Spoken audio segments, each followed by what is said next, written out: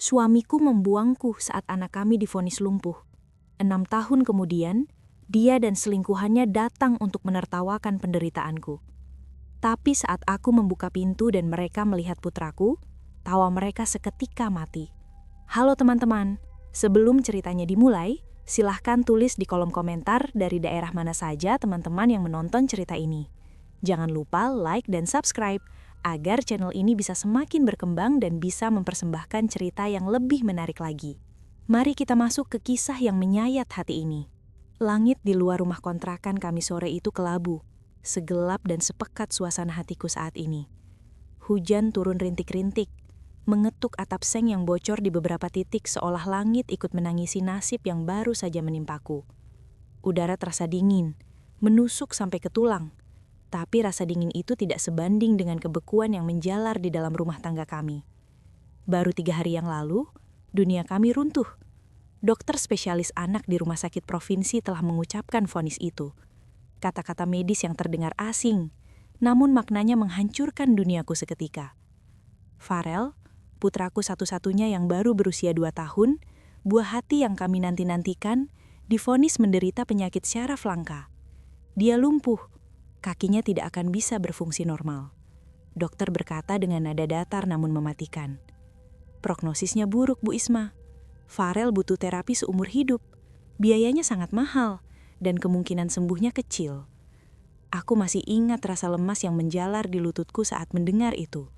Tapi sore ini, rasa lemas itu berganti menjadi kepanikan yang mencekik. Aku duduk di tepi ranjang yang spraynya sudah kusam, memandangi Farel yang tertidur lelap. Napasnya teratur, wajahnya damai, seolah dia tidak tahu beban berat apa yang kini disandangnya seumur hidup. Dia tidak tahu bahwa kakinya yang mungil itu mungkin tidak akan pernah menyentuh rumput sambil berlari. Hijab bergo yang kukenakan terasa basah dan lengket oleh air mata yang tak kunjung berhenti sejak 3 hari lalu. Di sudut ruangan yang sempit itu, suamiku, Doni, sedang sibuk. Bukan sibuk menenangkanku, bukan sibuk mencari solusi pengobatan. Dia sedang memasukkan pakaian ke dalam koper besar. Gerakannya kasar dan terburu-buru. Dia melempar kemeja kerjanya, celana jeans, jaket kulit favoritnya dan bahkan botol parfum mahal yang baru dibelinya minggu lalu. Padahal dia bilang tidak ada uang untuk membeli susu Farel. "Mas," panggilku lirih. Suaraku serak, hampir habis karena terlalu banyak menangis. "Kamu mau kemana? Kenapa baju-baju dimasukkan ke koper? Ini sudah 3 hari kamu diam saja sejak kita pulang dari rumah sakit." Doni tidak menoleh. Punggungnya kaku. Dia hanya membanting resleting koper hingga tertutup dengan suara serit yang nyaring dan menyakitkan. Suaranya terdengar dingin, asing, seperti suara orang yang tidak pernah mencintaiku. "Aku pergi, Isma. Aku tidak tahan lagi." Jantungku serasa diremas oleh tangan tak kasat mata. "Pergi? Pergi kemana, Mas? Kita harus cari uang untuk terapi Farel minggu depan. Dokter bilang kita tidak boleh telat. Kalau telat ototnya bisa mati rasa permanen." Persetan dengan dokter. Doni berbalik mendadak. Matanya menatap tajam ke arahku. Tapi di sana, aku tidak menemukan tatapan suami pada istrinya. Itu tatapan orang asing yang penuh kebencian dan kejijikan. Aku muak, kamu dengar? Muak. Sejak anak itu lahir, hidup kita susah. Gaji habis buat susu, buat popok, buat dokter. Kita nggak pernah senang-senang. Doni berteriak, suaranya menggema di kamar sempit itu. Dan sekarang apa? Lumpuh, cacat. Kamu mau aku menghabiskan sisa mudaku, sisa hidupku cuma kerja rodi buat ngurusin anak cacat yang gak ada masa depan? Mimpi kamu. Setiap kata yang keluar dari mulutnya adalah silet yang menyayat hatiku. Darah dagingnya sendiri dia sebut cacat. "Mas, astagfirullah, dia anakmu, darah dagingmu sendiri. Kok kamu tega bilang dia anak cacat? Dia Farel, Mas, anak yang kamu azankan waktu lahir." Doni tertawa, tawa yang mengerikan, penuh cemoohan. "Anakku? Hah, aku bahkan tidak yakin itu anakku. Jangan-jangan gen cacat itu dari kamu, atau hasil perbuatanmu di luar sana. Keluargaku tidak ada yang cacat, itu pasti salahmu." Sebuah tamparan fisik mungkin tidak akan terasa sesakit ini. Aku terdiam, syok, napasku sesak. Bagaimana bisa laki-laki yang dulu berjanji sehidup semati, kini menuduhku sekeji itu, hanya karena kita diuji. Doni tidak peduli dengan reaksiku. Dia menyambar tas ransel lain. Dia berjalan cepat ke lemari kecil di samping tempat tidur, di mana aku menyimpan semua dokumen penting dan sisa uang kami yang sangat sedikit. Mata Doni tertuju pada satu benda, amplop coklat tebal yang terselip di bawah tumpukan baju bayi. Jantungku berhenti berdetak. Di dalam amplop itu ada uang tunai 3 juta rupiah. Itu bukan uang gaji Doni. Itu adalah uang hasil aku menjual satu-satunya cincin kawin emas seberat 5 gram dan gelang warisan almarhumah ibuku. Aku menjualnya diam-diam kemarin sore, khusus untuk membayar uang muka terapi dan membeli penyangga kaki minggu depan. Itu adalah nyawa Farel. Aku melihat tangannya meraih amplop itu. "Jangan, Mas!" Aku menjerit histeris, mencoba berlari menghalanginya. Rasa sakit di tubuhku hilang seketika digantikan naluri seorang ibu. "Itu uang untuk Farel, itu uang terapinya, jangan diambil!" Doni mendorongku, tubuhku yang kecil dan lemah karena kurang makan terhuyung dan menabrak dinding kamar dengan keras. Bruk, bahuku nyeri luar biasa. "Minggir!" bentaknya. Dia memasukkan amplop itu ke saku celananya tanpa rasa bersalah sedikit pun. Dia tidak berhenti di situ. Dia membuka laci, mengambil buku tabungan yang ada di sana.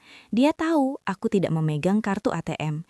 Besok pagi dia pasti akan menguras semuanya. "Doni, kumohon." Aku menangis, merangkak di lantai, memegang kakinya. Aku membuang harga diriku. "Jangan ambil uang itu, ambil semua yang ada di dompetku, ambil bajuku, tapi jangan uang Farel. Dia butuh terapi itu, Mas. Kalau tidak, dia akan lumpuh selamanya. Kasihan Farel, kumohon, Mas." Doni menendang tanganku hingga peganganku terlepas dari celananya. Dia menatapku dengan jijik, seolah aku adalah kotoran yang menempel di sepatunya. Kemudian dia melakukan hal yang paling menghancurkan hatiku. Dia berjalan ke ranjang tempat Farel tertidur. Dia menatap Farel yang mungil, yang pipinya merah karena demam. Aku sempat berharap, mungkin sedikit saja ada sisa cinta seorang ayah di hatinya.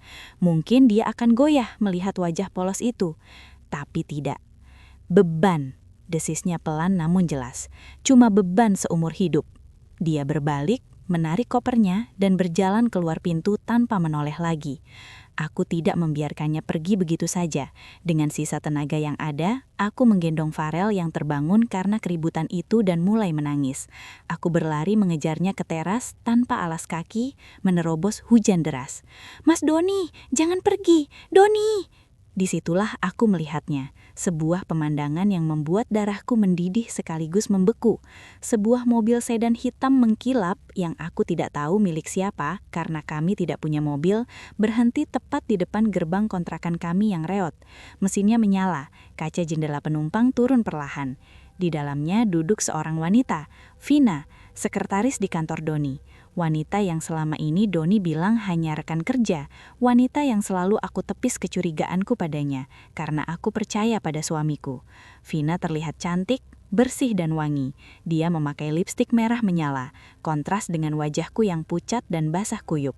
Dia tersenyum sinis ke arahku. "Lama banget sih, Mas, keburu macet nih," keluh Vina manja. "Iya, ini ada drama sedikit, biasalah," jawab Doni anteng. Doni membuka bagasi mobil Vina, melempar kopernya ke dalam, lalu bergegas masuk ke kursi pengemudi. Dia duduk di sana, kering dan nyaman. Vina tertawa keras, tawa pemenangan yang melengking. Sebelum Doni tancap gas, Vina sengaja melongokkan kepalanya keluar jendela. "Selamat tinggal, Isma. Urus saja anak cacatmu itu sendirian ya, biar Mas Doni bersenang-senang denganku. Jangan cari-cari kami lagi, kami mau bahagia." Mobil itu melesat pergi. Ban mobilnya melindas genangan air hujan di jalan yang berlubang. Cipratan air lumpur hitam muncrat deras mengenai hijab Farel, wajah dan baju Farel yang ada di gendonganku. Aku berdiri mematung. Dinginnya air hujan tidak sedingin hatiku yang kini beku. Tangis Farel di pelukanku semakin kencang. Tubuhnya menggigil kedinginan. Aku terduduk di lantai teras yang basah dan kotor. Tubuhku gemetar hebat. Suamiku, ayah dari anakku, telah pergi. Dia pergi bersama wanita lain. Dia membawa semua harta kami. Dia mengambil uang yang seharusnya kugunakan untuk menyembuhkan kakinya. Dia mengambilnya dan menertawakanku. Pintu tertutup. Malam itu hanya ada aku, putraku yang sakit keras, dan dompet yang kosong melompong. Mereka pikir kami akan mati perlahan. Pagi pertama setelah Doni pergi adalah pagi terpanjang dalam sejarah hidupku. Matahari terbit, tapi sinarnya tidak mampu menembus kegelapan di dalam kamar kontrakan yang pengap ini. Aku tidak tidur sedetik pun. Mataku bengkak dan tubuhku sakit semua setelah semalaman terduduk di lantai memeluk Farel. Farel demam tinggi. Tangisnya semalam berhenti karena kelelahan, tapi kini dia mulai merengek lagi. Rengekannya pelan, lemah, tapi terdengar seperti jeritan di telingaku. Dia lapar. Aku beranjak, kakiku kram hebat. Aku berjalan ke dapur kecil kami. Aku membuka kulkas. Kosong. Doni bahkan membawa sisa makanan beku dan sekotak susu formula cadangan Farel. Laki-laki itu benar-benar ingin membunuh kami. Aku membuka tempat beras. Kosong. Hanya sisa debu putih. Aku memeriksa dompetku di atas meja. Kosong. 0 rupiah. Laki-laki itu benar-benar tidak menyisakan sepeser pun untuk kami makan hari ini.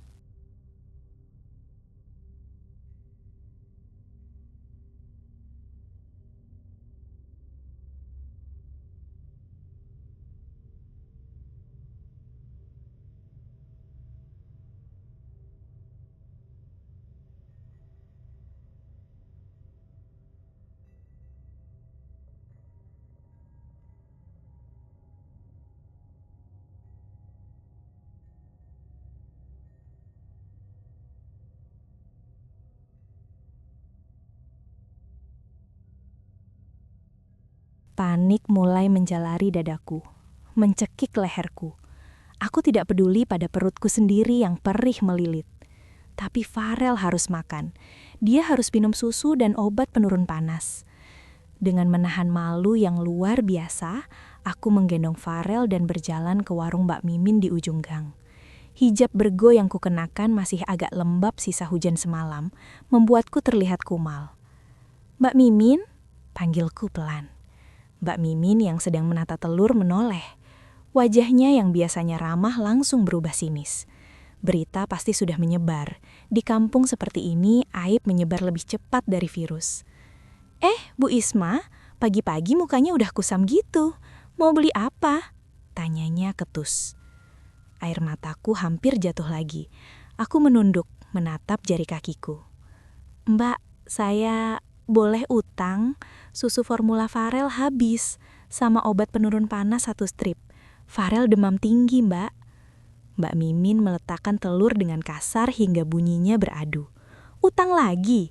Lah, suamimu mana? Tadi malam saya dan suami saya lihat dia bawa koper besar masuk mobil bagus. Kabur ya? Ninggalin kamu?" Tetangga sebelah yang sedang membeli terasi ikut menimpali, berbisik tapi cukup keras untuk kudengar. "Iya tuh, beneran ditinggalin kayaknya. Kasian banget, udah anaknya divonis cacat, ditinggal suami pula. Pasti suaminya nggak kuat nanggung biaya." Wajahku terasa panas seperti terbakar. Aku menarik hijabku lebih rapat menutupi wajah. "Saya pasti bayar, Mbak, nanti, kalau saya sudah ada uang. Saya janji." Mbak Mimin mendengus. Semua orang yang mau utang juga bilangnya janji, tapi ya sudahlah, kasihan sama anaknya yang sakit itu. Dia mengambil sekaleng susu formula kecil dan 1 strip paracetamol, lalu meletakkannya di meja. "Ini terakhir ya, Bu Isma. Kalau minggu depan tidak dibayar, saya tagih ke Pak RT.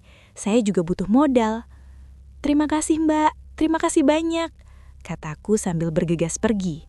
Mendekap kaleng susu itu seperti mendekap emas berlian. Aku berjalan cepat, tidak tahan mendengar bisikan-bisikan di belakangku. Seminggu berlalu seperti di neraka. Aku hidup dari hutang di warung Mbak Mimin yang setiap hari tatapannya semakin tajam. Aku mencoba mencari pekerjaan, tapi siapa yang mau menerima ibu dengan anak lumpuh yang harus selalu digendong? Setiap pintu yang kuketuk tertutup kembali dengan alasan, "Maaf, tidak ada lowongan," saat mereka melihat Farel di gendonganku. Tepat di hari ke-7, mimpi burukku menjadi nyata. Pintu kontrakan digedor keras, bukan oleh Doni yang menyesal, tapi oleh Pak Sanusi, pemilik kontrakan. Dia datang bersama Pak RT dan 2 orang berbadan besar. "Bu Isma!" bentak Pak Sanusi tanpa basa-basi saat aku membuka pintu. "Uang kontrakan sudah menunggak 3 bulan. Pak Doni kemarin janji di telepon mau bayar lunas minggu ini. Tapi tadi saya telepon, nomornya sudah tidak aktif. Dia sudah kabur kan? Dia sudah tidak di sini kan?" Aku mengangguk lemah, gemetar. "Maaf Pak, suami saya pergi. Saya tidak mau tahu," potongnya kasar. "Saya sudah rugi 3 bulan. Saya butuh uangnya. Kalau tidak bisa bayar hari ini, ibu harus kosongkan rumah ini. Sekarang juga." "Sekarang?" Mataku terbelalak. "Tapi Pak, saya harus pindah kemana? Saya bawa anak sakit. Beri saya waktu seminggu saja. Saya akan cari kerja. Saya akan cicil." "Tidak ada waktu," bentaknya. "Sudah banyak yang ngantri mau sewa rumah ini dengan harga lebih tinggi. Keluar!" Pak Sanusi memberi isyarat pada 2 orang yang dibawanya. Mereka masuk dengan sepatu kotor mereka, menginjak lantai yang baru saja kupel. Mereka mulai mengeluarkan barang-barangku dengan kasar. Kasur kapuk tipis kami, lemari plastik kecil berisi baju Farel, panci dan piring, semua dilempar begitu saja ke jalanan depan gang yang becek. Aku hanya bisa menangis sambil memeluk Farel di pojokan teras, melihat istana kecil kami dihancurkan. Orang-orang di gang keluar menonton. Mereka berbisik. Ada yang kasihan, ada yang mencibir. "Tuh kan, makanya kalau cari suami yang benar," bisik seorang ibu-ibu. Aku merasa telanjang, aku merasa hina. Harga diriku diinjak-injak di depan umum. Sore itu, di bawah langit yang mulai gelap, aku dan Farel resmi menjadi tunahusma. Kita duduk di pinggir jalan, di samping tumpukan barang rongsokan kami yang tidak berharga. Saat malam tiba dan udara semakin dingin, aku menggendong Farel, membawa 1 tas ransel berisi pakaian kami dan sisa susu, lalu berjalan tanpa tujuan. Aku tidak bisa tidur di pinggir jalan. Farel bisa sakit parah. Aku menuju sebuah musola kecil di pinggiran pasar. Malam itu kita tidur di teras musola yang dingin, beralaskan kardus bekas mie instan yang kutemukan di tempat sampah. Nyamuk berdengung lapar mengincar kulit Farel. Aku menyelimutinya dengan kain jarik tipis. Aku tidak tidur. Aku duduk bersandar di tiang musola menatap wajah Farel yang tertidur pulas meski dalam kondisi menyedihkan. Air mataku menetes di pipinya. "Maafkan ibu, Nak. Maafkan ibu," bisikku.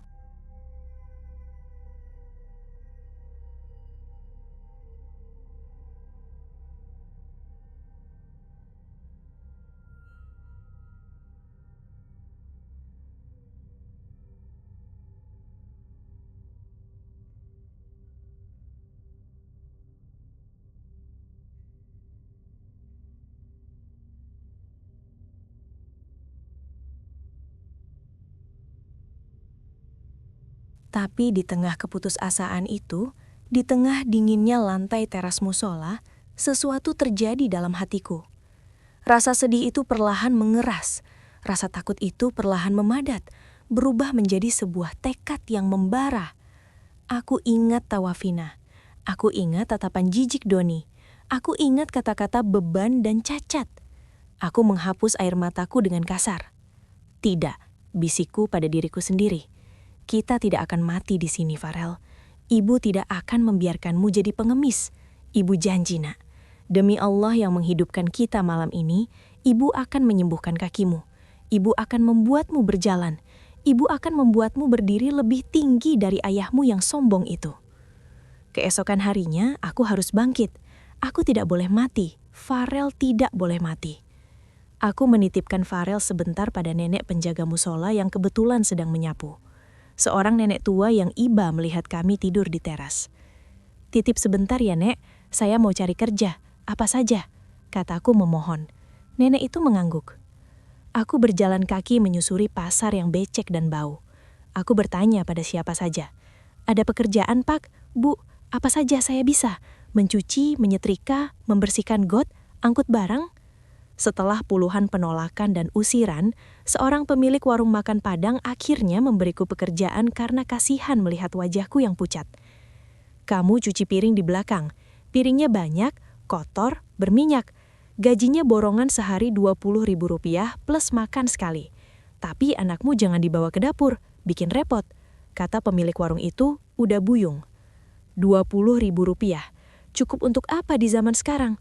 Tapi aku mengambilnya dengan mata berbinar. "Terima kasih udah, terima kasih, saya ambil." Aku kemudian menemukan solusi. Aku berbicara dengan nenek penjaga musola. Aku menawarinya separuh dari gajiku, Rp10.000. untuk menjaga Farel dan memberinya susu dari pagi sampai sore di area musola. Nenek itu setuju karena dia juga butuh uang. Dimulailah rutinitasku yang gila. Pukul 4 pagi aku bangun, sholat, memandikan Farel di kamar mandi umum musola. Pukul 5 pagi aku menyerahkan Farel pada si nenek. Lalu aku berlari ke pasar. Aku mencuci tumpukan piring kotor yang menggunung setinggi bukit. Bau amis, sisa gulai, lemak sapi yang lengket, tanganku yang dulu halus karena hanya mengurus rumah tangga, kini mulai melepuh, keriput dan perih terkena sabun colek keras setiap hari. Punggungku rasanya mau patah karena duduk di dingklik kecil seharian. Tapi setiap kali aku merasa ingin menyerah, aku membayangkan wajah Doni yang tertawa. Rasa lelah itu hilang digantikan amarah yang menjadi bahan bakar. Pukul 5 sore aku selesai. Aku mengambil upahku yang lecak. 10.000 untuk nenek, 10.000 untukku. Aku mengambil Farel dan kembali ke teras musola. Tapi aku tidak lupa pada tujuanku yang sesungguhnya. Farel harus sembuh. Dengan sisa uang 10.000 sehari, aku menabung mati-matian. Aku hanya makan nasi sisa kuah gulai dari warung Padang yang boleh kubawa pulang. Aku tidak jajan, tidak beli baju. Setelah 2 minggu, uangku terkumpul sedikit. Aku mendengar dari orang-orang di pasar, ada seorang terapis urat dan saraf di kampung sebelah. Namanya Pak Sarkim. Bukan dokter, tapi katanya tangannya sakti untuk kasus stroke dan lumpuh. Biayanya seikhlasnya, tapi rata-rata orang memberi 50.000. Hari Minggu saat libur, aku menggendong Farel. Kami berjalan kaki 5 kilometer jauhnya di bawah terik matahari siang menuju kampung itu. Aku tidak punya uang untuk naik angkot. Tempat Pak Sarkim hanya gubuk kayu sederhana di pinggir sawah. Baunya seperti minyak urut dan rempah-rempah. Banyak orang mengantri. Saat giliran Farel tiba, Pak Sarkim, seorang pria tua bertubuh kurus tapi otot tangannya terlihat kawat, memeriksa kaki Farel. "Sudah kaku ini, Bu," katanya sambil menekan betis Farel. "Sarafnya sudah lama tidak bergerak. Tidur dia. Harus dikagetkan. Kalau tidak, seumur hidup dia tidak jalan." "Lakukan apa saja, Pak. Tolong anak saya," kataku. Tanpa aba-aba, Pak Sarkim mulai memijat dan menggerakkan paksa kaki Farel dengan teknik yang terlihat menyakitkan. "Ah, Bu!" Farel menjerit sejadi-jadinya. Jeritan kesakitan yang murni dan memilukan.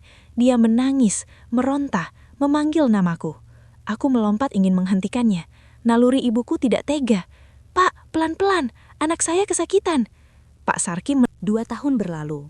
2 tahun yang terasa seperti 20 tahun bagi tulang-tulangku yang semakin menonjol. Hidup kami perlahan bergeser. Meski belum bisa dikatakan mudah. Kami tidak lagi tidur di teras musola yang dingin digigit nyamuk. Setelah 6 bulan bekerja membabi buta di warung Padang, mencuci piring dari subuh sampai sore, ditambah mengambil pekerjaan cuci gosok dari tetangga-tetangga di sekitar musola pada malam hari, aku akhirnya berhasil mengumpulkan uang. Cukup untuk menyewa sebuah kamar petak berukuran 3 kali 3 meter di sebuah gang sempit yang becek dan bau got. Inilah istana baru kami. Dindingnya terbuat dari triplek tipis yang kalau dipukul tetangga sebelah bisa terdengar. Atapnya dari seng bekas yang berisik memekakan telinga saat hujan turun, dan lantainya hanya semen kasar yang dingin. Kami tidur di atas satu kasur lipat tipis yang busanya sudah kempes. Di sudut ruangan, ada kompor minyak 1 tungku dan tumpukan setrikaan pelanggan yang seolah tak pernah ada habisnya. Panas dari setrika dan uap dari kompor membuat ruangan ini seperti oven di siang hari. Tapi aku bersyukur, tempat ini punya pintu yang bisa dikunci. Kami punya privasi. Kami punya tempat berteduh yang pasti, di mana aku bisa memeluk Farel tanpa takut diusir satpam atau kehujanan. Selama 2 tahun itu, rutinitasku tidak berubah, justru semakin gila. Pagi buta, aku mengantar Farel ke rumah nenek penjaga musola yang kini sudah kuanggap seperti ibuku sendiri. Lalu aku berlari ke pasar, bekerja di warung Uda Buyung sampai tangan keriput. Siang hari aku mengambil karung berisi cucian kotor dari rumah-rumah orang kaya di komplek depan, dan malam hari setelah menjemput Farel, aku menyetrika sampai lewat tengah malam. Mataku seringkali terpejam sendiri saat tangan masih memegang setrika panas. Bekas luka bakar kecil di lenganku adalah saksi bisu kelelahan itu. Dan terapi. Kami tidak pernah melewatkan terapi dengan Pak Sarkim. Seminggu 3 kali, aku menggendong Farel berjalan kaki berkilo-kilometer ke gubuknya. Farel yang kini berusia 4 tahun sudah tumbuh lebih berat. Punggungku sering terasa nyeri herbat, tapi aku tidak peduli. Kabar baiknya, Jeritan Farel sudah jauh berkurang. Di usianya yang keempat, dia tumbuh menjadi seorang pejuang kecil. Dia tidak lagi menjerit histeris saat Pak Sarki memelintir kakinya yang kaku. Dia hanya akan memejamkan mata rapat-rapat, menggigit bibir bawahnya sampai memutih, dan meremas tanganku erat-erat. Wajahnya memerah menahan sakit. Keringat sebesar biji jagung menetes di pelipisnya. Tapi dia tidak menangis. Dia tahu ibunya berjuang, jadi dia pun ikut berjuang dengan caranya sendiri. Perjuangan itu mulai membuahkan hasil, meski lambat. Kaki Farel yang dulu layu seperti dahan kering tak bernyawa, kini mulai berisi sedikit daging. Dia sudah bisa duduk tegak tanpa perlu disangga bantal. Jari-jari kakinya jika aku gelitik dengan bulu ayam, bisa bergerak sedikit sekali, seperti kedutan. Dan yang paling penting, tangan dan lengannya menjadi sangat kuat. Dia menggunakan tangannya untuk menyeret tubuhnya di lantai semen kami yang kasar. Dia bergerak dengan cara mengesot, tapi bagiku itu adalah kemajuan. Namun, di tengah keterbatasan fisiknya, aku melihat sesuatu yang lain. Farel adalah anak yang cerdas, sangat cerdas. Mungkin karena tubuhnya membatasinya, dunianya adalah apa yang dia lihat dari pintu petak kami yang sempit. Dia menjadi pengamat yang ulung. Dia akan duduk berjam-jam di dekat pintu memperhatikan aku menyetrika dengan detail. Dia memperhatikan anak-anak lain yang berlarian mengejar layangan di gang becek. Dia memperhatikan seekor kucing yang mengendap-ngendap di atas atap seng bekas. Dia mengamati segalanya, gerakan, cahaya, bayangan. Suatu hari, aku melihat dia mencoret-coret di atas debu di lantai semen menggunakan batu bata merah. Awalnya aku hendak memarahinya karena membuat lantai kotor, tapi aku tertegun saat melihat apa yang digambarnya. Itu bukan coretan anak-anak biasa yang abstrak. Dia menggambar kucing yang sedang tidur. Garis-garisnya tegas, proporsinya sangat akurat untuk anak usianya. Dia menangkap lekuk tubuh kucing itu dengan sempurna. Di sebelahnya, dia menggambar anak-anak yang berlari, menangkap gerakan kaki mereka yang sedang melayang di udara. Hatiku bergetar. Saat itulah aku sadar tubuhnya mungkin terpenjara dalam kelumpuhan, tapi otaknya tidak boleh ikut terpenjara. Imajinasi dan kecerdasannya butuh jalan keluar. Dia butuh stimulus. Dia butuh jendela yang lebih besar untuk melihat dunia daripada sekedar pintu kontrakan yang sempit ini. Aku mulai menabung lagi. Kali ini bukan untuk terapi, tapi untuk sesuatu yang berbeda. Selama 6 bulan, aku rela mengurangi jatah makanku menjadi 1 kali sehari. Aku rela menahan lapar setiap malam. Setiap koin sisa kembalian belanja, setiap lembar ribuan yang kusisihkan dari uang setrikaan, kusimpan rapi di bawah kasur lipat kami. Akhirnya, setelah 6 bulan menahan lapar, Matanya yang biasanya tenang dan dewasa, kini berbinar luar biasa. Tangannya gemetar saat menerima benda pipih itu. "Ini buat Farel, Bu?" Tanyanya tidak percaya. "Iya, Nak. Buat Farel belajar, buat Farel menggambar. Layarnya disentuh ya, jangan ditekan pakai batu." Candaku sambil mengusap kepalanya. Aku mengunduh beberapa aplikasi gratis menggunakan Wi-Fi musola, aplikasi menggambar sederhana, dan beberapa game edukasi teka-teki. Aku pikir dia akan sekedar bermain. Ternyata aku salah. Farel melahap semuanya. Dalam seminggu, dia sudah menguasai semua fitur di tablet itu. Dalam 2 minggu, dia mulai bosan memainkannya. "Ibu," katanya suatu sore saat aku sedang melipat baju, "game ini jelek." "Loh, kok jelek? Kan gambarnya bagus," tanyaku. "Bukan gambarnya, Bu. Aturannya jelek. Harusnya monsternya bisa loncat lebih tinggi kalau dikasih makan apel. Tapi di sini nggak bisa." Farel kesal. Aku tersenyum melihat kritikus kecilku. "Ya sudah, kalau gitu Farel bikin sendiri saja game yang bagus, yang aturannya Farel suka." Aku mengatakannya sebagai lelucon, sekedar menyemangati. Tapi Farel menanggapinya dengan sangat serius. Dia menatapku tajam. "Gimana caranya, Bu? Gimana cara bikin game?" Aku terdiam. Aku seorang tukang cuci piring, lulusan SMA yang gaptek. Mana tahu aku cara membuat game. Tapi aku melihat kesungguhan yang menyala-nyala di matanya. Aku tidak boleh mematikan api itu. Malam itu setelah Farel tidur, aku pergi ke teras musola lagi. Bukan untuk tidur, tapi untuk menggunakan Wi-Fi gratis. Aku meminjam tablet Farel yang layarnya retak. Dengan jari kasarku, aku mengetik pelan di kolom pencarian Google. cara membuat game untuk anak di HP. Aku menemukan sebuah aplikasi coding visual sederhana untuk anak-anak. Penggunanya tidak perlu menulis kode rumit, hanya perlu menarik dan menyusun balok-balok perintah logika seperti menyusun puzzle. Jika blok A bertemu blok B, maka karakter akan melompat. Sesederhana itu, tapi melatih logika pemrograman. Aku mengunduhnya untuk Farel. Sejak hari itu, Farel menemukan dunianya yang sesungguhnya. Dia tidak lagi peduli dengan mainan atau TV tetangga. Dia duduk bersila di kasur tipis kami, membungkuk di atas tablet retak itu. Jari-jari kecilnya yang sudah mulai kuat menari lincah di atas layar. Dia tenggelam berjam-jam. Dia tidak lagi hanya menggambar statis. Dia membuat gambarnya bergerak. Dia membuat karakter kotak sederhana, memberinya mata, memberinya perintah. Dia bergumam sendiri dengan bahasa yang tidak kupahami. Salah. Harusnya loop dulu baru jam. Kalau kena merah mati. Kalau kena hijau skor nambah. Aku memperhatikannya dari sudut mata sambil menyetrika. Aku tidak mengerti apa yang dia lakukan. Tapi aku melihat fokus yang luar biasa. Aku melihat dia lupa pada kelumpuhannya. Lalu suatu malam keajaiban kedua itu terjadi. Malam yang tidak akan pernah kulupakan seumur hidupku. Malam itu adalah malam setelah terapi. Kaki Farel terasa sangat kaku dan nyeri. Pak Sarkim bilang ini adalah fase penguncian otot, di mana otot yang lama tidur sedang melawan balik, sebelum akhirnya menyerah dan berfungsi. Farel sangat kesakitan hari itu. Dia rewel.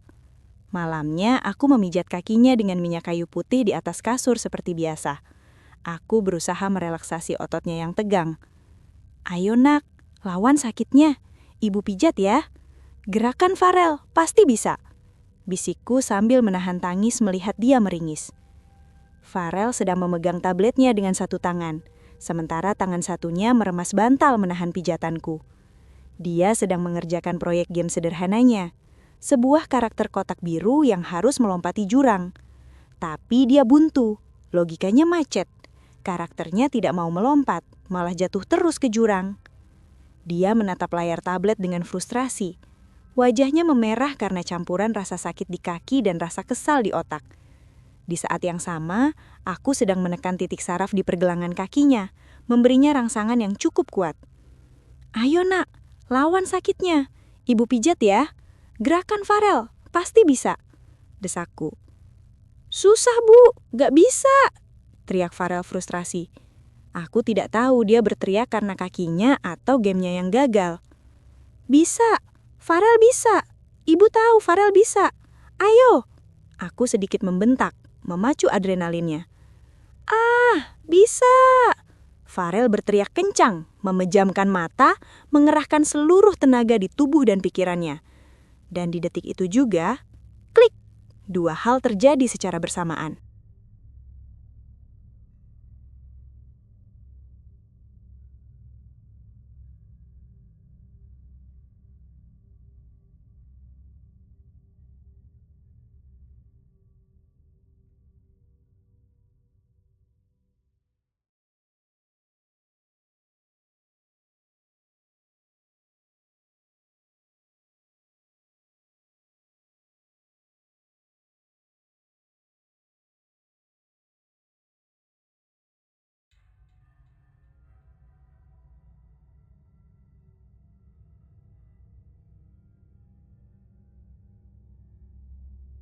Di layar tablet, karakter kotak biru itu tiba-tiba melompat sempurna melewati jurang.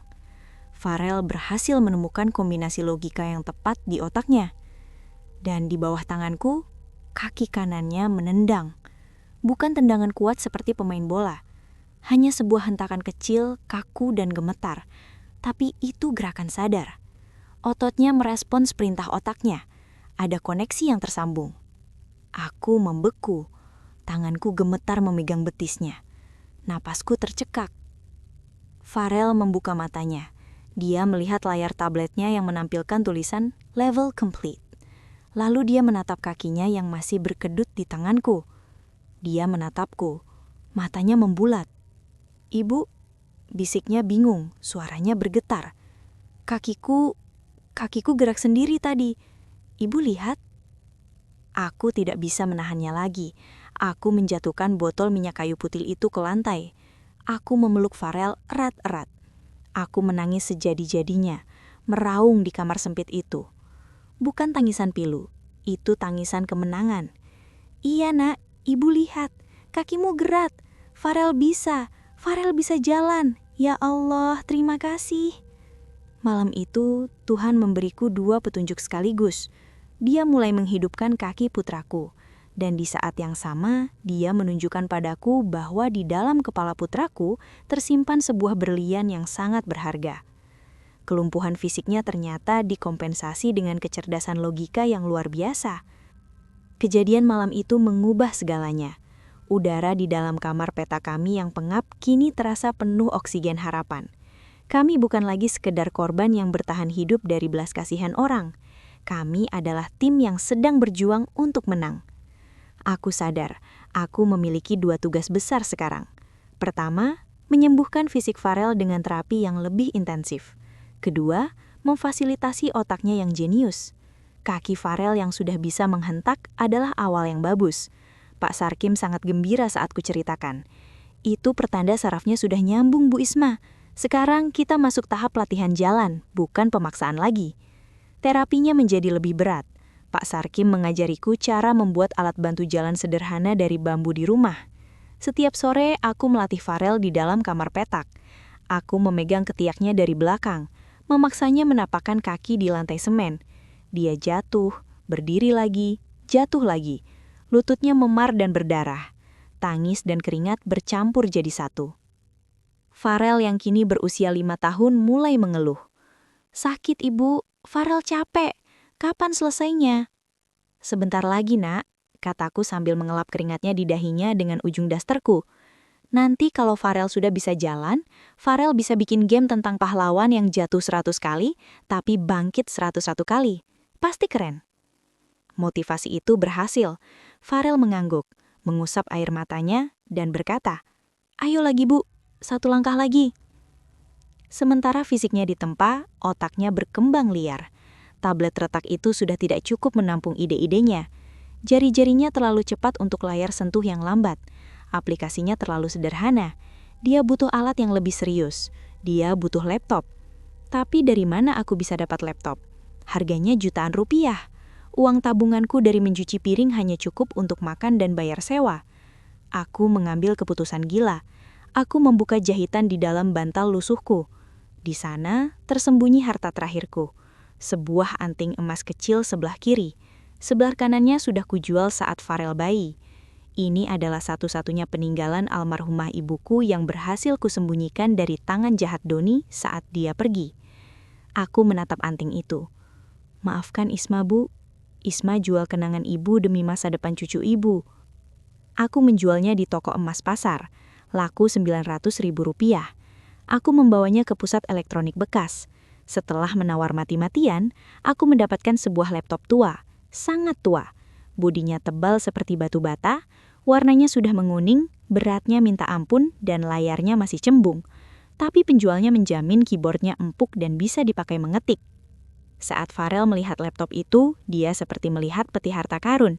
Dia mengelus tombol-tombolnya dengan penuh kekaguman. "Makasih ibu, ini beneran buat Farel."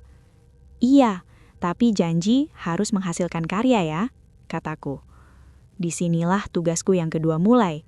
Aku sadar, aku tidak bisa lagi mengandalkan insting ibu-ibu. Aku harus pintar. Anakku pintar, ibunya tidak boleh bodoh. Setiap malam setelah Farel tertidur pulas kelelahan karena latihan berjalan, dan setelah setumpuk setrikaan terakhir tandas, aku tidak tidur. Aku membawa laptop tua itu ke teras musola.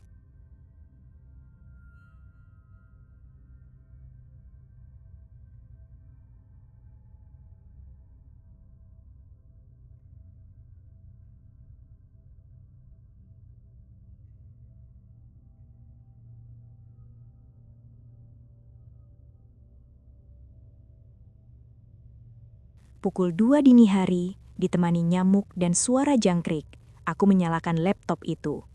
Aku menyambungkannya ke WiFi. Tanganku yang kasar, kapalan karena sabun cuci, dan sering gemetar karena kelelahan, kini mulai belajar mengetik. Aku belajar. Aku mencari informasi.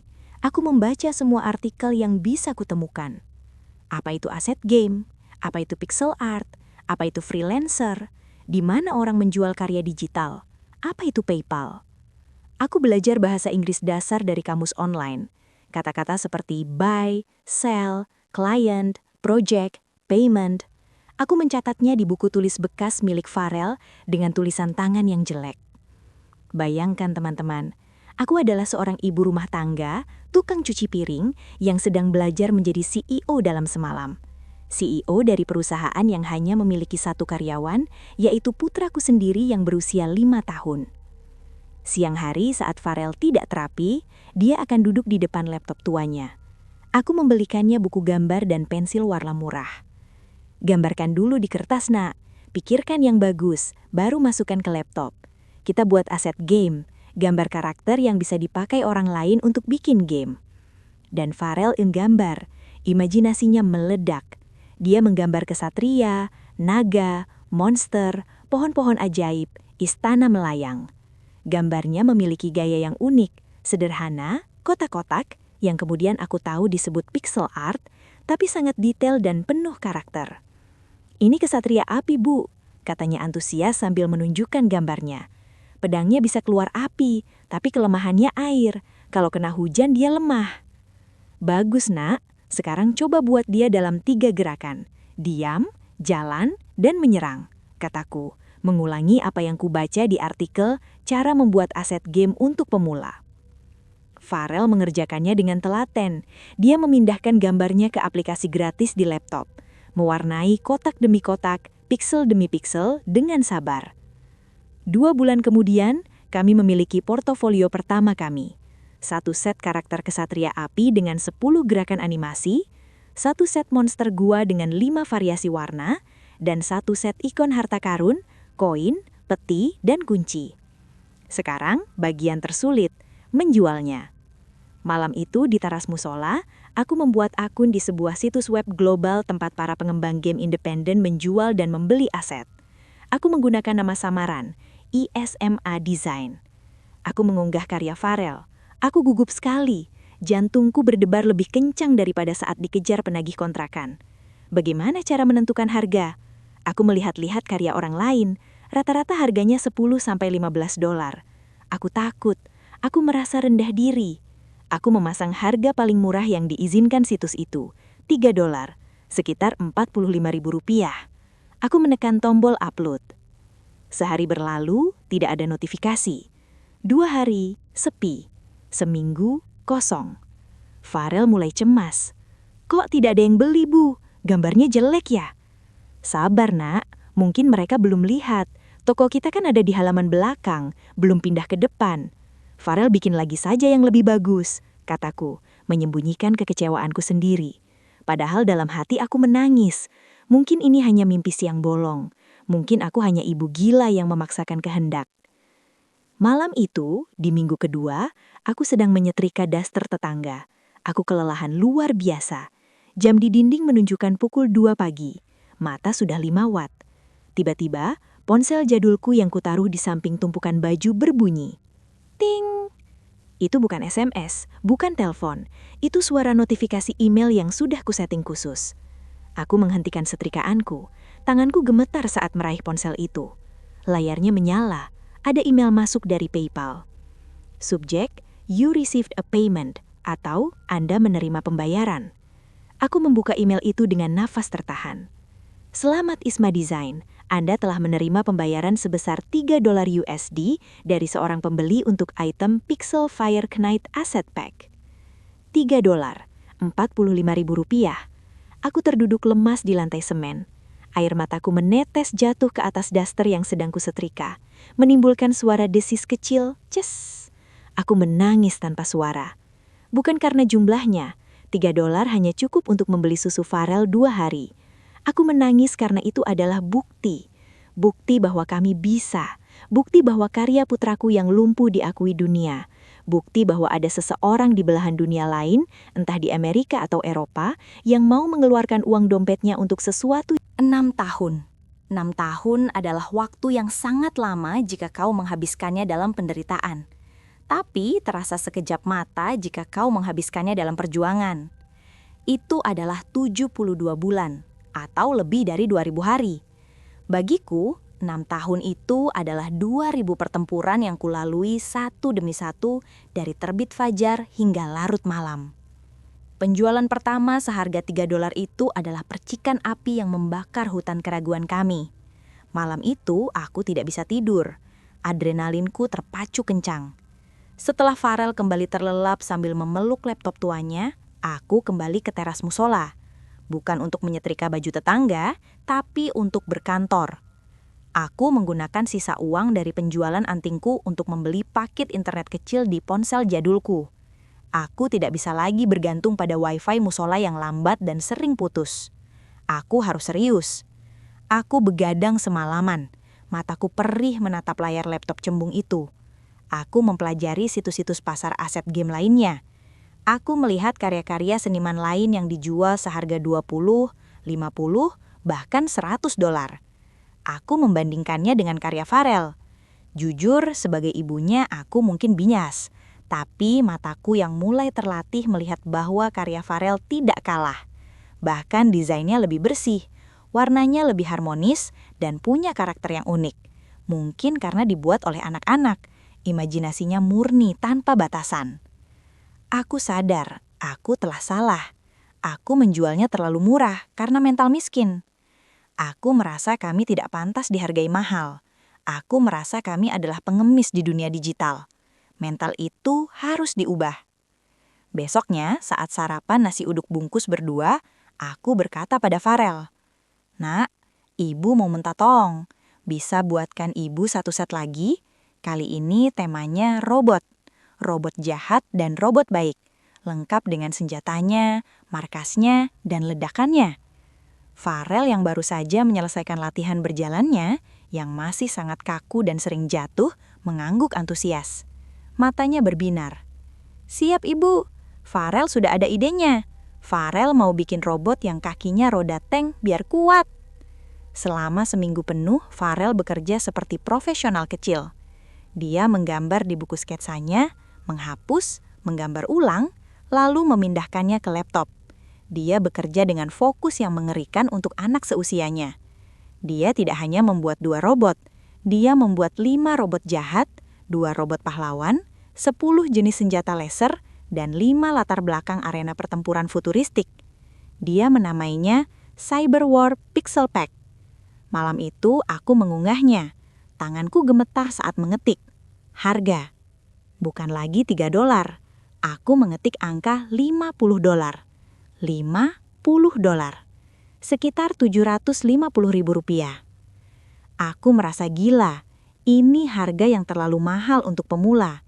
Siapa yang mau beli gambar kotak-kotak seharga itu?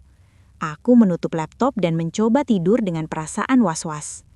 Keesokan paginya, aku sedang mencuci piring di warung Padang Uda Buyung. Tanganku penuh busa sabun. Ponselku berbunyi. Ting! Aku mengelap tangan di celemek, membuka HP. Notifikasi email masuk. You receive a payment $50 USD. Aku terduduk lemas di lantai dapur yang licin. Nafasku sesak. Ternyata bisa. Ternyata kami layak. Tapi bukan itu keajaiban utamanya. Keajaiban sesungguhnya datang 1 jam kemudian. Sebuah email baru masuk. Bukan notifikasi otomatis, tapi email pribadi dari si pembeli. Nama pengirimnya Mark Johnson, Lead Developer Starlake Games, Kanada. Emailnya dalam bahasa Inggris. Aku membacanya perlahan-lahan, mengeja setiap kata, menerjemahkannya dengan bantuan Google Translate sambil gemetar. Dear Isma Design, saya baru saja membeli paket Cyber War Anda. Saya harus katakan ini adalah karya pixel art terbaik dan terbersih yang saya lihat tahun ini. Gayanya sangat konsisten. Saya terkejut ini dijual begitu murah di marketplace. Tim saya sedang mengembangkan game mobile baru. Kami butuh 20 karakter robot. Aku langsung membalasnya dengan bahasa Inggris kaku hasil terjemahan. Yes sir, we accept. Thank you very much. Sejak hari itu, hidup kami berubah 180 derajat. Uang $1.000 itu masuk ke rekening PayPal-ku seminggu kemudian setelah Farel mengirimkan sketsa awalnya. Hal pertama yang kulakukan dengan uang itu bukanlah membeli baju baru, bukan makan enak di restoran, bukan pindah dari kamar petak sempit kami yang bau. Aku membawa Farel ke rumah sakit swasta terbaik di kota. Aku membawanya ke dokter spesialis ortopedi dan rehabilitasi medik termahal yang dulu hanya bisa kulihat papan namanya dari jauh. Aku tidak lagi peduli soal biaya. Aku masuk ke ruangan ber-AC dingin itu dengan kepala tegak, meski bajuku masih lusuh. Dokter itu, seorang pria paruh baya yang ramah bernama Dr. Gunawan, memeriksa kaki Farel dengan teliti. Dia melihat hasil ronsen, dia mengecek refleks ototnya. "Ibu," kata Dr. Gunawan sambil memegang betis Farel, "siapa yang menerapi anak ini sebelumnya?" Aku takut salah.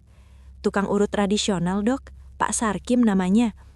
Dokter itu tersenyum kagum. Terapis kampung ibu itu hebat.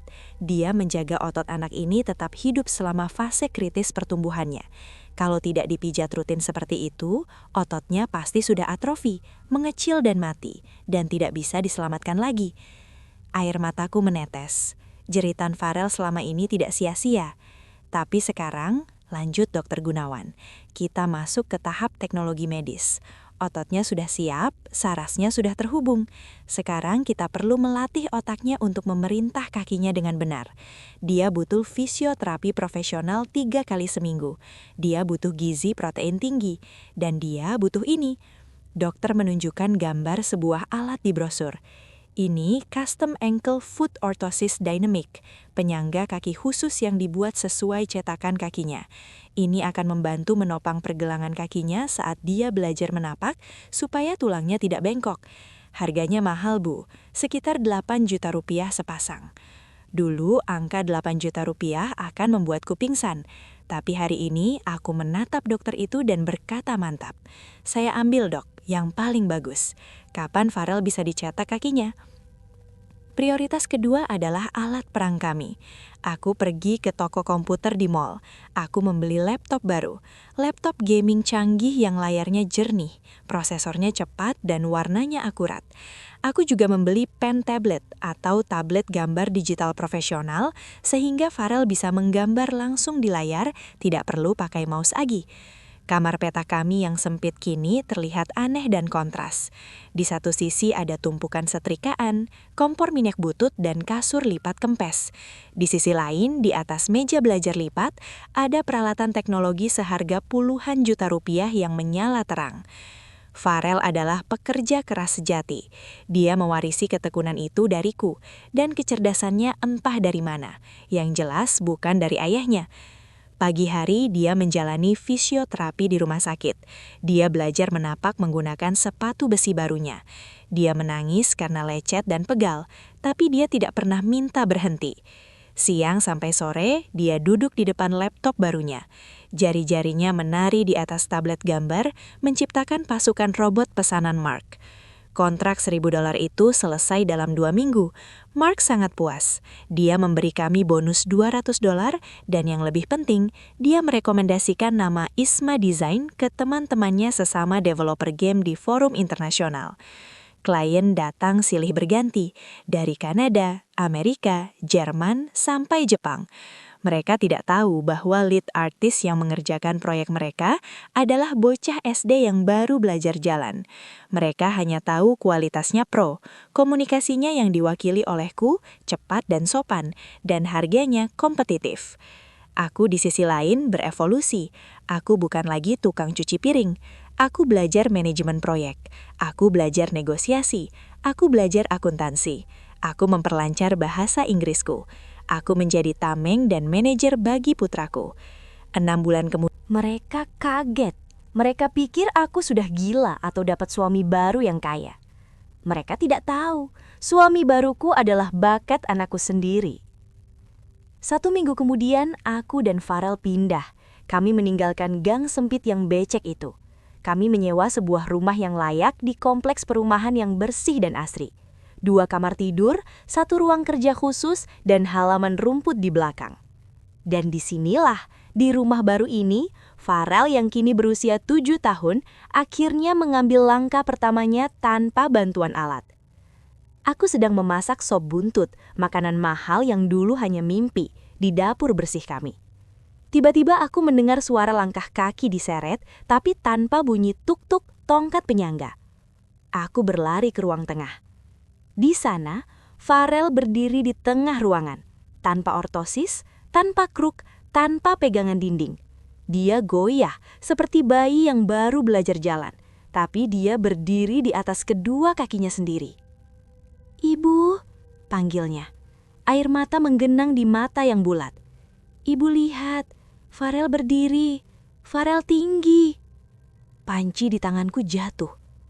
"Farel!" "Jalan ke sini, Nak. Jalan ke ibu." Aku merentangkan tangan, berlutut di lantai ubin yang dingin. Farel menarik napas panjang. Wajahnya penuh konsentrasi. Dia mengangkat kaki kanannya, menapak. Lalu kaki kirinya, menapak. 1 langkah, 2 langkah, 3 langkah. Dia terhuyung ke depan dan jatuh ke dalam pelukanku. Kami berdua bergulingan di lantai sambil menangis dan tertawa. "Ibu, Farel jalan, Farel jalan!" isaknya di bahuku. "Iya sayang, kamu berhasil, kamu mengalahkan mereka semua." Waktu bergulir lebih cepat setelah momen itu. Bisnis kami meledak tak berdembung.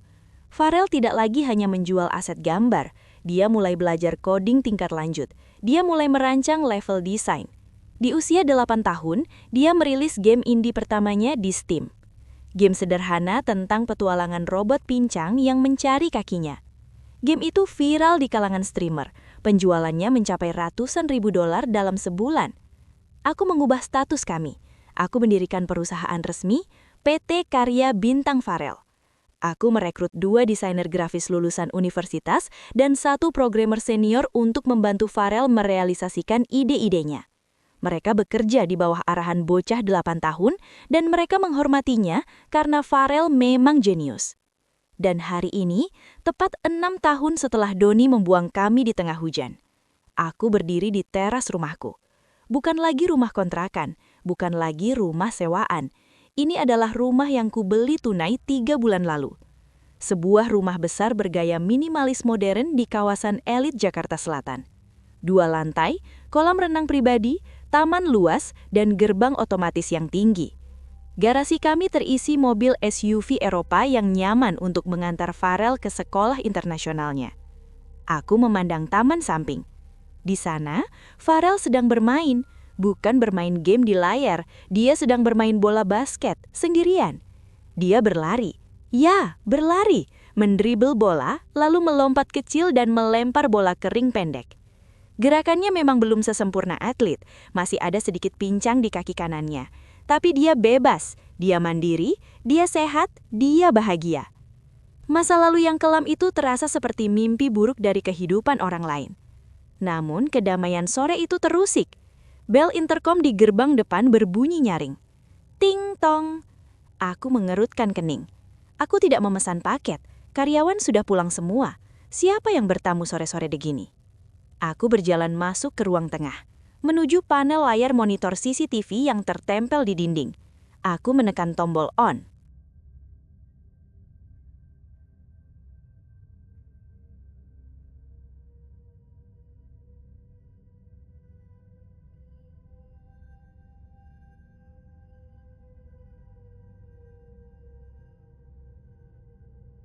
Layar menyala hitam putih, menampilkan gambar dari kamera di gerbang luar.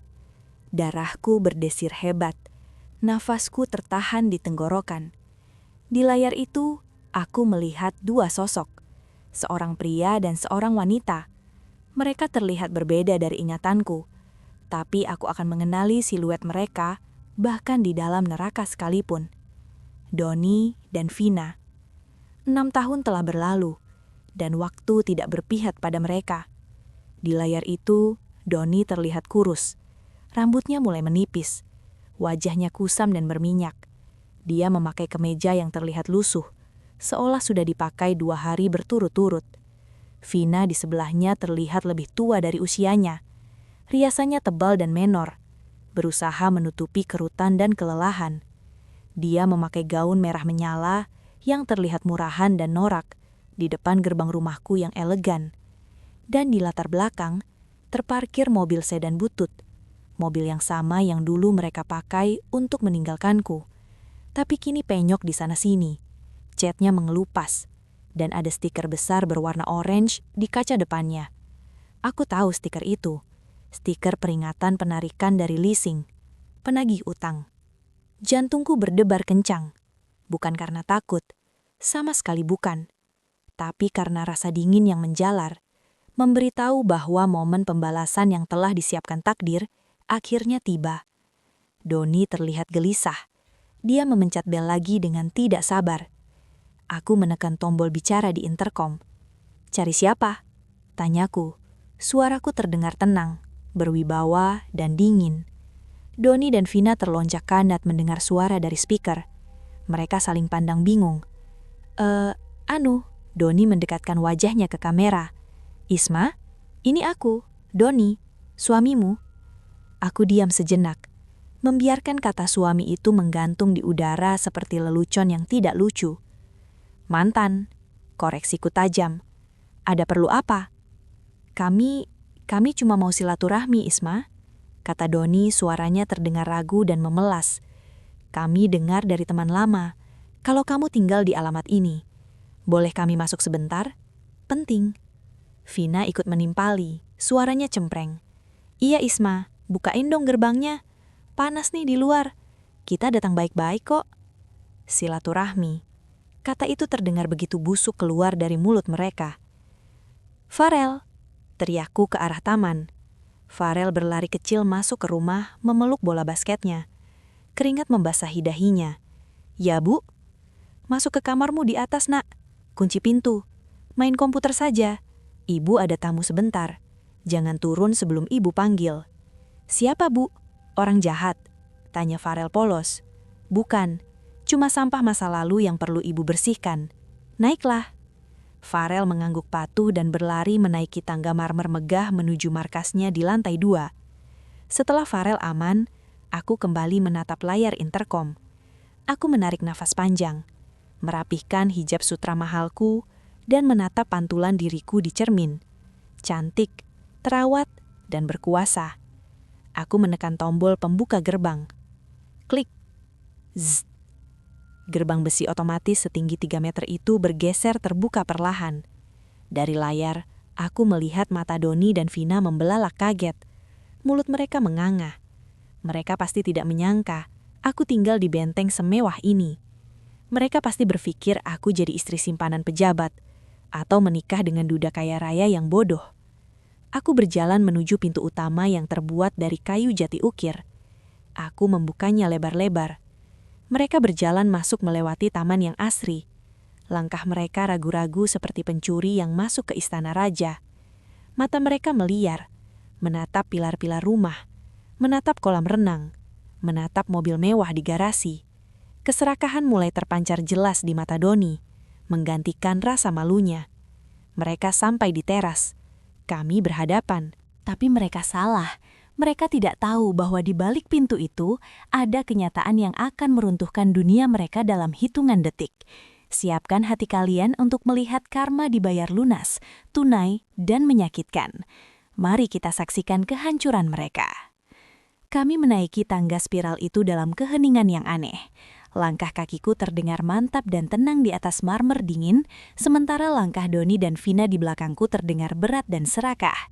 Aku bisa mendengar nafas mereka, nafas orang-orang yang sedang menghitung uang di kepala mereka. Mereka membayangkan akan menemukan kamar gelap, bau obat, dan seorang anak kurus kering di kursi roda yang bisa mereka potret untuk memeras suami baruku.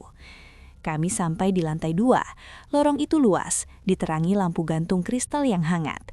Di ujung lorong ada sebuah pintu ganda yang terbuat dari kayu mahogoni kokoh dengan gagang emas. "Itu kamarnya?" tanya Vina. Nadanya tidak sabar. "Tertutup rapat banget, pasti bau ya di dalamnya." Aku berhenti di depan pintu itu. Aku memutar tubuh, menatap mereka berdua untuk terakhir kalinya sebelum topeng mereka hancur. "Kalian yakin ingin masuk?" Tanyaku pelan. Aku beri satu kesempatan terakhir. Berbaliklah sekarang, pergi dari rumahku dan jangan pernah kembali. Jika kalian melangkah masuk melewati pintu ini, hidup kalian tidak akan pernah sama lagi. Doni tertawa meremehkan. "Jangan banyak drama, Isma. Buka saja. Kami cuma mau lihat anakmu. Masa ayah kandung nggak boleh lihat anaknya?" "Baik," kataku dingin. "Ingat, kalian sendiri yang memintanya." Aku memutar gagang pintu itu. Klik. Aku mendorong daun pintu yang berat itu hingga terbuka lebar. Doni dan Vina menyerobot masuk mendahuluiku. Wajah mereka sudah siap dengan ekspresi jijik dan ejekan. Namun begitu mereka melewati ambang pintu, langkah mereka terhenti mendadak, seperti menabrak tembok tak kasat mata. Mulut Vina menganga, mata Doni melotot sampai hampir keluar. Mereka tidak masuk ke kamar orang sakit. Mereka tidak mencium bau obat atau pesing. Sebaliknya, mereka masuk ke sebuah markas masa depan. Ruangan itu sangat luas, 2 kali lebih besar dari kamar tidur utama. Dindingnya dilapisi peredam suara futuristik berwarna abu-abu gelap. Salah satu sisi dinding adalah kaca penuh yang menyajikan pemandangan kolam renang di bawah dan langit. Dia memutar kursinya perlahan menghadap kami. Jantung Doni seolah berhenti berdetak. Di hadapan mereka, duduk seorang anak laki-laki berusia 8 tahun.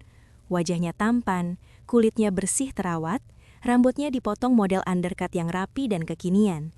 Dia memakai kaos polo bermerek dan celana jeans yang pas. Tidak ada wajah penderitaan, tidak ada tatapan kosong anak sakit. Matanya tajam, cerdas, dan penuh kehidupan. Dia menatap Doni dan Vina dengan tatapan bingung namun sopan. "Maaf ibu, ada tamu ya?" tanya Farel. Keheningan di ruangan itu begitu pekat, rasanya bisa diiris dengan pisau. "Tidak mungkin," desis Doni. Wajahnya pucat pasi seperti mayat. Kakinya gemetar hebat hingga dia harus berpegangan pada pinggiran meja. Ini siapa, Isma? Ini anak suami barumu kan? Mana Farel? Mana anak cacat itu?" Vina menjerit kecil, tangannya menutup mulut. Dia mirip kamu waktu muda, Don. Matanya, hidungnya." Farel yang mendengar kata cacat mengerutkan kening. Wajahnya yang ramah berubah dingin seketika. "Farel," panggilku. "Sini nak, berdiri." Inilah momen itu. Momen yang kunantikan selama 2000 hari. Farel mengangguk. Dia memundurkan kursinya. Lalu, di depan mata ayah kandungnya yang dulu memvonisnya lumpuh seumur hidup, Farel menapakkan kakinya ke lantai. Dia mendorong tubuhnya ke atas. Dan dia berdiri. Tegak, lurus, kokoh. Tidak ada kursi roda, tidak ada tongkat penyangga, tidak ada kaki yang bengkok. Farel berdiri setinggi dada orang dewasa yang sedang duduk. Posturnya sempurna hasil fisioterapi bertahun-tahun. Ya Allah, Vina jatuh terduduk di lantai karpet. Kakinya lemas melihat keajaiban atau baginya mimpi buruk di depan matanya. Farel tidak hanya berdiri, dia melangkah. Dia berjalan keluar dari balik mejanya, menghampiriku. Langkahnya mantap. Dia memegang tanganku, lalu menatap 2 orang asing yang ketakutan itu. "Ibu," bisik Farel. Kenapa paman ini melihat Farel seperti melihat hantu? Hantaman itu sempurna. Doni menatap kaki Farel yang melangkah. Dia menatap sepatu sneakers mahal yang dipakai Farel. Dia menatap tubuh Farel yang sehat. Otaknya mencoba memproses informasi yang mustahil ini, tapi gagal. Sistemnya error. "Farel?" Doni mengucapkannya seperti sebuah pertanyaan. Suaranya pecah. Kamu bisa jalan." "Dia tidak hanya bisa jalan, Doni," kataku. Suaraku memecah keheningan, dingin, tajam, dan mematikan. "Dia bisa berlari, dia bisa bermain basket, dia bisa berenang, dia juara kelas." Dan aku berjalan menuju meja kerja Farel, menyentuh monitor raksasa itu. "Perkenalkan, ini adalah PT Karya Bintang Farel, perusahaan pengembang game yang omsetnya bulan lalu menembus 500 juta rupiah." Aku berbalik menatap mereka. "Dan kalian bertanya siapa suami baruku? Kalian bertanya siapa orang kaya yang membiayai hidup mewahku?"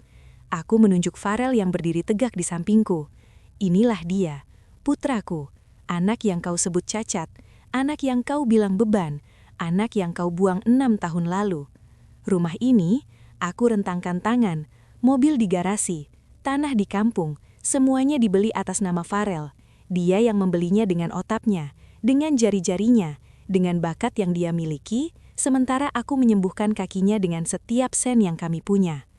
Aku tidak menikah lagi, Doni. Aku tidak butuh laki-laki lain, karena Tuhan telah menitipkan seorang raja kecil di rahimku, yang kau sia-siakan demi wanita murahan ini. Wajah Doni hancur, bukan hancur karena sedih, tapi hancur karena penyesalan yang begitu dalam dan hitam.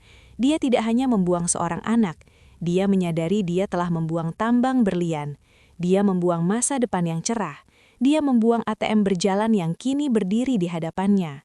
Keserakahan di mata Doni tiba-tiba menyala kembali, bercampur dengan keputusasaan. "Anakku," bisiknya.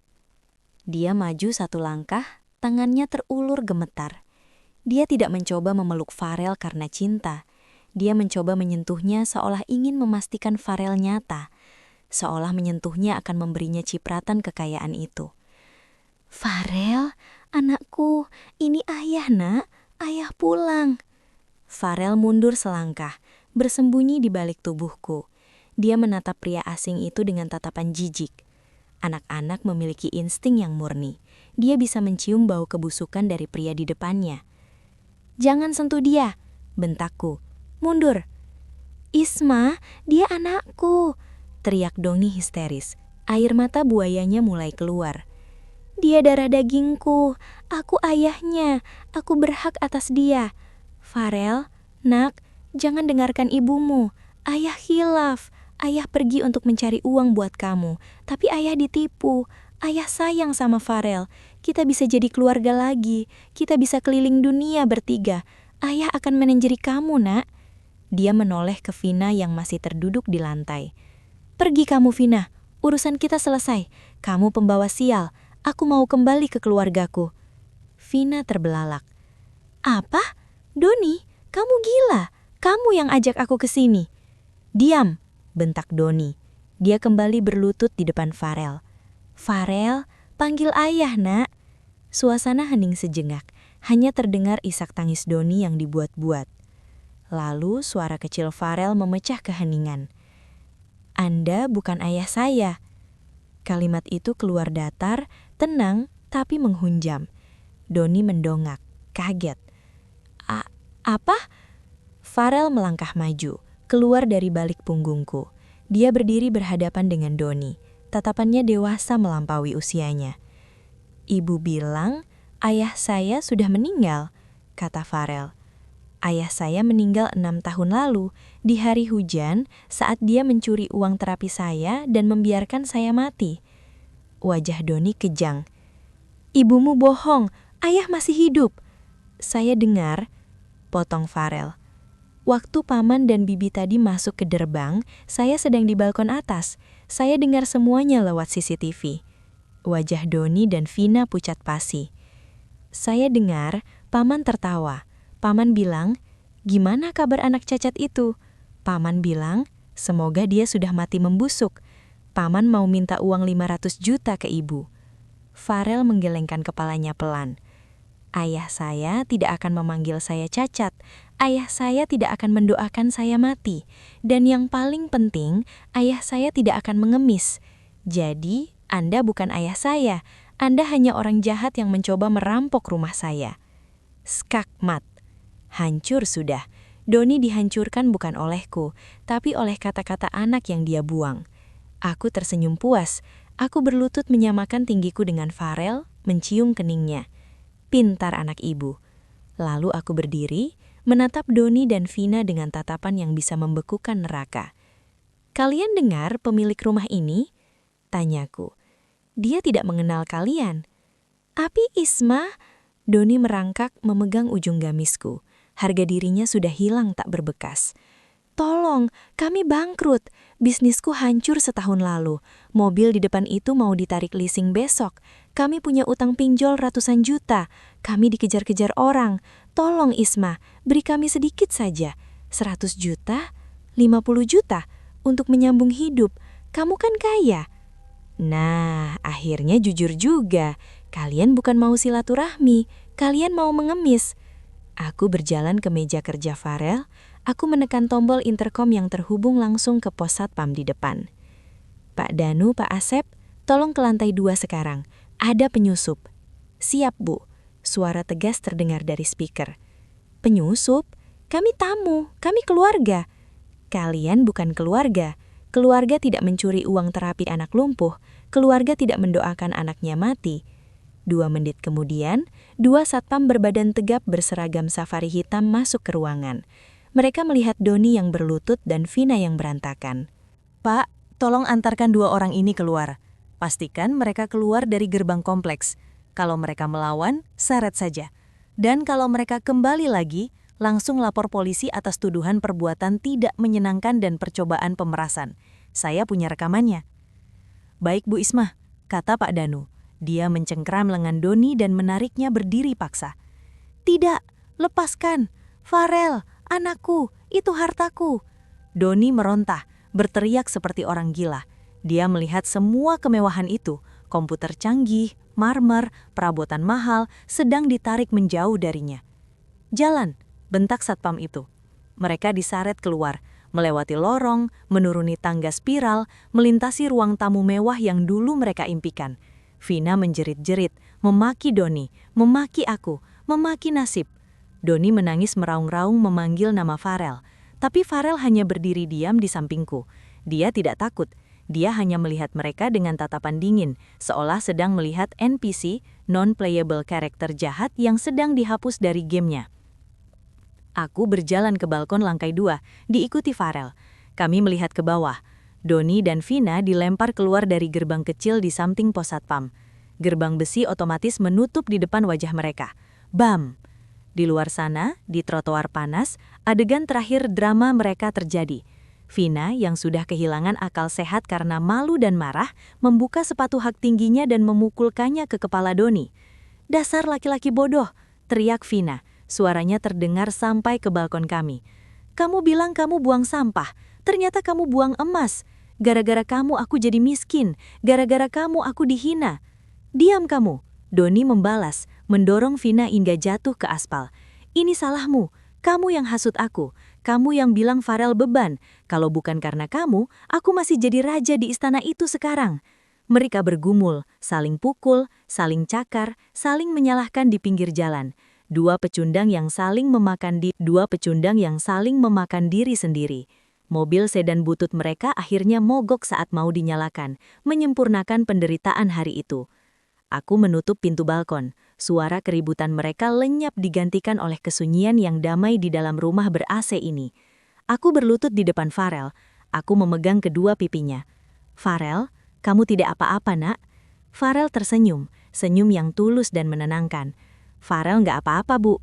Farel malah senang. Senang? Iya, Farel senang karena sekarang Farel tahu ibu adalah pahlawan Farel yang sebenarnya. Ibu yang menyelamatkan Farel dari orang jahat itu. Air mataku menetes. Kali ini air mata bahagia yang murni. Terima kasih, nak. Kamu juga pahlawan, Ibu. Farel menghapus air mataku dengan jempol kecilnya. Sudah, Bu. Jangan nangis. Orang jahatnya sudah game over. Dia menunjuk ke arah komputernya yang masih menyala. Bu, Farel dapat ide baru gara-gara kejadian tadi. Ide apa? Tanyaku sambil tertawa kecil. Farel mau bikin game baru, judulnya The Guardian Mother, Ibu Sang Penjaga. Ceritanya tentang seorang ratu yang menggendong pangeran kecil melewati badai dan monster, sampai akhirnya pangerannya jadi raja yang kuat. Tokoh utamanya pakai hijab kayak ibu, pasti laku keras. Aku tertawa lepas. Tawaku menggema di rumah besar itu mengisi setiap sudut yang kosong dengan kehangatan. Ide bagus, ayo kita buat. Ibu akan buatkan kopinya, kamu buat codingnya. Siap, bos. Farel memberi hormat lalu berlari kecil kembali ke kursi kebesarannya. Aku melihat punggungnya. Punggung yang dulu lemah kini tegap. Kaki yang dulu layu kini menopang masa depan kami. Doni benar, Farel adalah beban. Tapi dia lupa, beban yang diangkat dengan ikhlas dan cinta akan melatih otot kita menjadi kuat. Dan beban itu kini telah berubah menjadi sayap yang menerbangkan kami tinggi ke tempat yang tidak akan pernah bisa dijangkau oleh orang-orang yang menyerah. Karma itu nyata, dan kadang karma tidak datang dalam bentuk hukuman Tuhan berupa petir atau penyakit. Kadang, karma datang dalam bentuk kesuksesan orang yang kau buang, yang harus kau saksikan dari balik gerbang yang terkunci rapat. Wah, merinding saya membacanya. Game over untuk Doni dan Vina. Benar kata Farel, mereka cuma NPC jahat yang numpang lewat. Bagaimana perasaan kalian setelah mendengar akhir cerita ini? Puas atau kurang kejam? Pelajaran berharga banget ya. Jangan pernah meremehkan seseorang yang sedang di bawah, apalagi darah daging sendiri. Roda itu berputar, dan kadang putarannya melindas mereka yang sombong. Terima kasih sudah mengikuti kisah Isma dan Farel dari bagian 1 sampai tamat. Kalau kalian suka cerita ini, tolong banget help share video ini ke teman-teman kalian. Jangan lupa tulis Farel hebat di kolom komentar sebagai dukungan kalian. Sampai jumpa di cerita-cerita kehidupan selanjutnya yang tak kalah seru. Assalamualaikum.